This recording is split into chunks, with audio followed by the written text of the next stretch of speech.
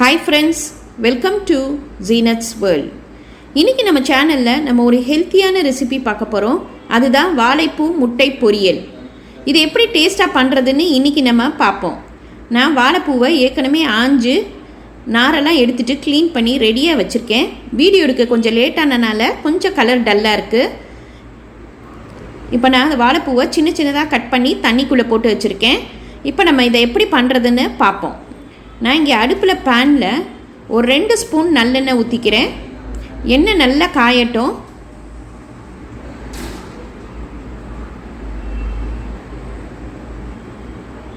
இப்போ அதில் 1 ஸ்பூன் கடுகு, 1 ஸ்பூன் உளுந்து, 1 ஸ்பூன் சீரகம். இது எண்ணெயில் கொஞ்சம் ஃப்ரை ஆகட்டும்.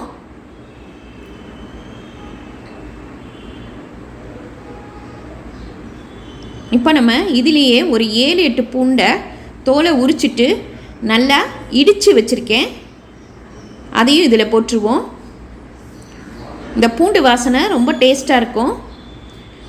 இப்போ இந்த எண்ணெயிலேயே கொஞ்சம் நல்லா ஃப்ரை ஆகட்டும்.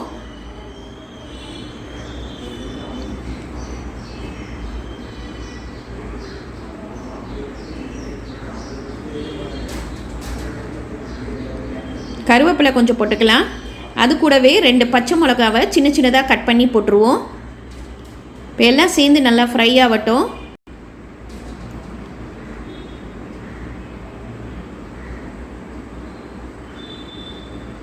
இப்போ நம்ம அதில் பெரிய வெங்காயம் 2 சின்ன சின்னதாக கட் பண்ணி இதில் போட்டுருவோம்.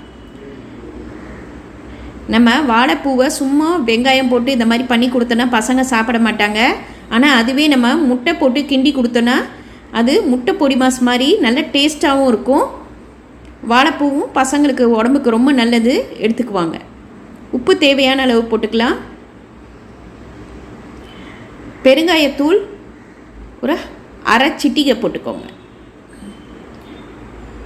மல்லித்தூள் 1 ஸ்பூன், மிளகாய்த்தூள் 1 ஸ்பூன். இப்போ இதெல்லாம் சேர்த்து நல்லா மசாலா வாசனை போகிற வரைக்கும் ஃப்ரை பண்ணிடலாம்.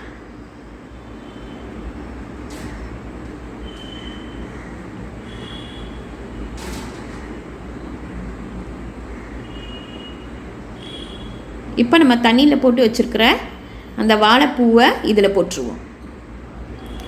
இப்போ மசாலா எல்லாம் ஒன்று சேர்கிற மாதிரி நல்லா வதக்கிடுவோம். ஒரு 2 நிமிஷம் நல்லா வதக்கிக்கோங்க.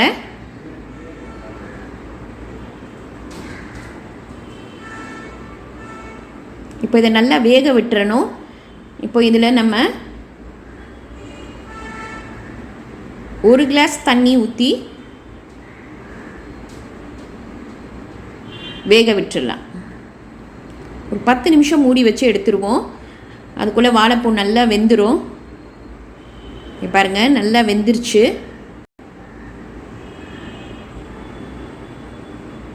இப்போ நம்ம 2 முட்டையை உடச்சி இந்த பவுலில் ஊற்றிருக்கேன். இப்போ நம்ம அதை இந்த வாழைப்பூ மசாலா போட்டு பண்ணியிருக்கோம் பாருங்கள். இந்த மாதிரி நடுவில் ஃபஸ்ட்டு முட்டையை ஊற்றிடலாம்.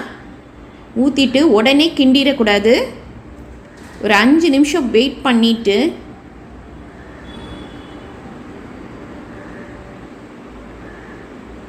இப்போ நல்லா கிளறி விடுங்க. முட்டை வந்து ரொம்ப நொறுங்கிடாமையும் இருக்கும். இங்கே பாருங்கள், லேசாக அப்படி கிளறி விடுங்க.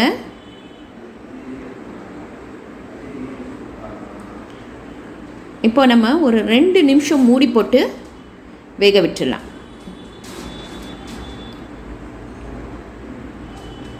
இப்போ நல்லா கிண்டி விட்டுருங்க. இப்போ வாழைப்பூ நல்ல முட்டையோடு நல்லா ஒன்று சேர்ந்துருச்சு பாருங்கள்.